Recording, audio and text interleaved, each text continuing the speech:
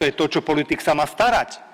A nie naďalej trvať na svojich výrokoch a na svojich veciach, lebo sa bojím, že by ma z denníka N pokarhali, že mám zlý názor. Dneska sa ukazuje pravda, že Robert Fico mal pravdu ohľadne infraštruktúry z Ruska, či plyn, či ropa. Keby neboli zaciklení v tom svojom politickom pohľade na vec, tak by dneska všetci uznali, že pre nás, pre celú Európu, by stabilita cien vedela byť zabezpečená práve z týchto dvoch infraštruktúr, pretože zhodou okolností nastal obrovský konflikt v Perzskom zálive, ktorý blokuje tak ropu, ako aj plyn. Útoky Iránu na najväčšiu výrobu LNG nielenže zvyšujú ceny, ale tvoria nedostatok tej samotnej suroviny.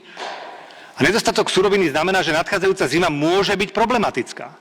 A preto každý štát prirodzene sa snaží zabezpečiť adekvátne zásoby, aby ich mohol použiť pre svojich občanov. To je to, čo politik sa má starať. A nie naďalej trvať na svojich výrokoch a na svojich veciach, lebo sa bojím, že by ma z denníka N pokarhali, že mám zlý názor.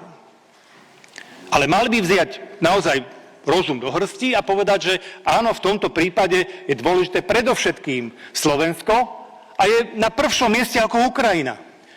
Ale keď v opozícii je Ukrajina na prvšom mieste ako Slovensko, no tak sa nemôžete čudovať, že sú to tieto tanečky.